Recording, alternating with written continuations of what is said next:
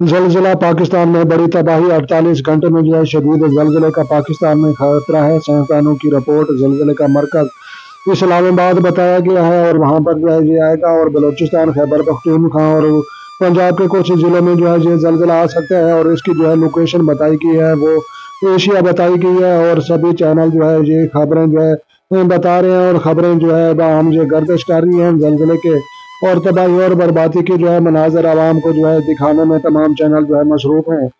کوئی ترقی کی جو ہے مثال جو ہے دے رہا ہے، اور کوئی مظفر آباد کی مثال دے رہا ہے، سبھی بڑھ چڑھ کر جو ہے خبر سنانے میں جو ہے یہ مصروف ہیں، اور جو ہے ریکٹر سکیل 10 سیکنڈ سے پہلے بتا نہیں سکتا، اور اس کے بعد جو ہے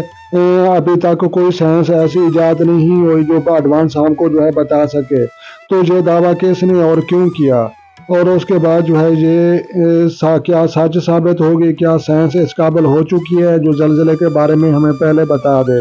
سائنس قابل ہوتی تو ترقی یافتہ ممالک اس تباہی سے بچ نہ جاتے۔ 48 گھنٹے تو دور، 48 سیکنڈ پہلے پیش گوئی کرنا بھی بہت ہی مشکل ہوتا ہے۔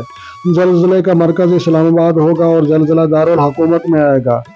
کیا زلزلے کو کسی انسان نے بھیجنا ہے جو ایڈریس دے کر بھیجے گا کہ جاؤ بیٹا اسلام آباد جاؤ اور وہاں پر جو ہے پہنچو؟ تو لمبیاں چھوڑنیاں ضرور ہوتی ہیں، لیکن اتنی بھی لمبیاں مت چھوڑیں جو جھوٹ لگنے لگیں۔